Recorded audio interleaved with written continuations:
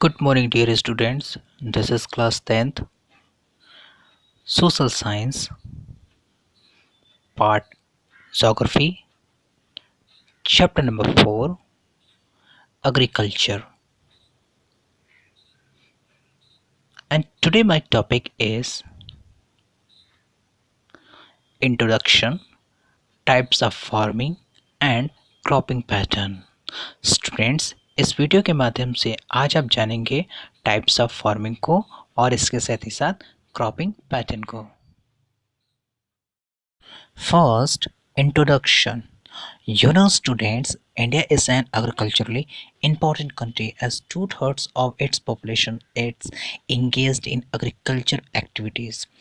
Students, जैसा कि आप जानते हैं कि हमारा जो देश है, हमारे देश के अंदर जो लोग हैं लगभग टू थर्ड यानी कि दो तिहाई ऐसी जनसंख्या है जो डायरेक्ट या इनडायरेक्ट कृषि के क्षेत्र में लगे हुए हैं।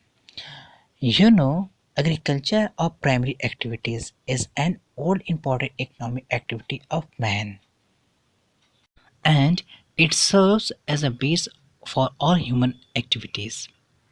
More than half of the world population is dependent on agriculture.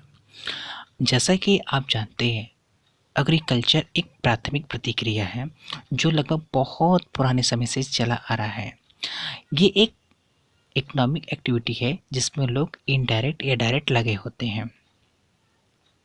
विश्व की आधी जनसंख्या ऐसी है जो कृषि पर डिपेंड है। And today agriculture not only provides us with food but also the raw materials for the manufacture of products such as fiber, cotton, jute for cloth, rubber for tire and pulp for paper, etc. At the beginning, man started to grow crops and rear animals for subsistence purpose.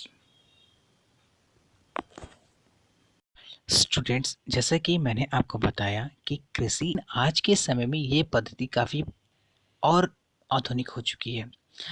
कृषि एक ऐसी चीज़ है जो हमें भोजन के साथ ही साथ रॉ मटेरियल्स देती है और रॉ मटेरियल्स को हम मैन्युफैक्चर करके उससे मार्केट में हम लोग बेचते हैं।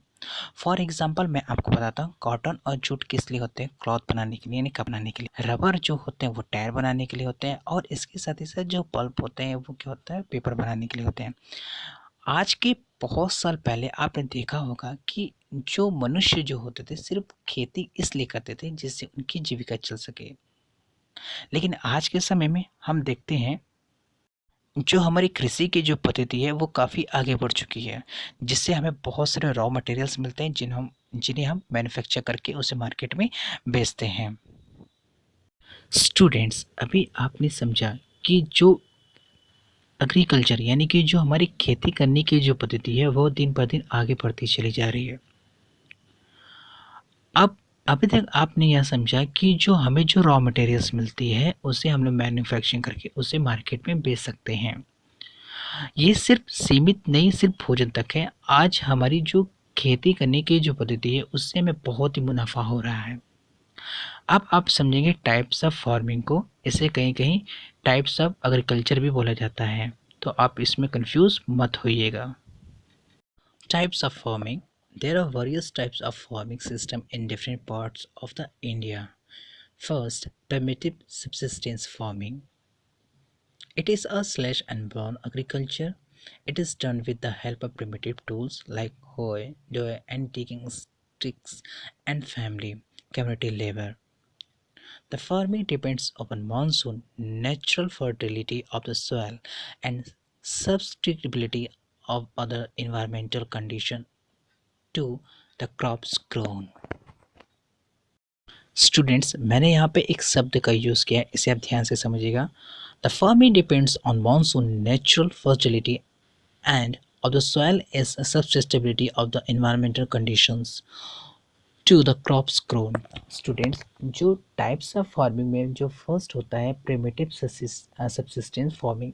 प्रिमिटिव में होता है प्राथमिक, सबसिस्टेंस में होता है ये जो फार्मिंग होती है एक छोटे से जगह पे की जाती है। इसे स्लैश एंड बर्न के नाम से भी कहीं कहीं जानते हैं।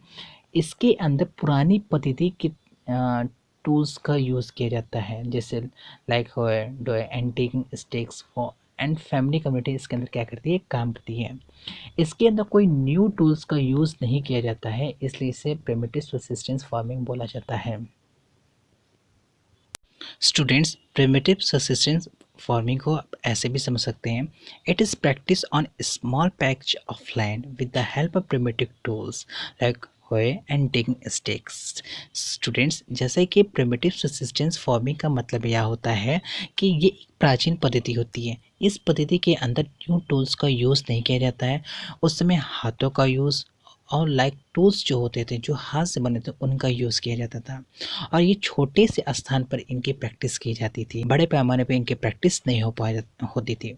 और ये मुख्यतः जो होते थे वो मानसून पे डिपेंड होते थे, और जहाँ पे इनको जो लगता था कि आप यहाँ पे खेती करने लायक नहीं होती थी, यानी कि उस ज़मीन को देखते थे कि वो ज़मीन अब किसी लायक नहीं है, कि मतलब वो जिससे क्रॉप्स ग्रोन हो सके, तो वो क्या करते थे, वो ज़मीन को छोड़ करके दूसरी जगह चले जाते थे खेती करने के लिए। तो इसे हम लोग शिफ्टिंग एग्रीकल्चर या शिफ्टिंग फार्मिंग के नाम से भी जानते थे।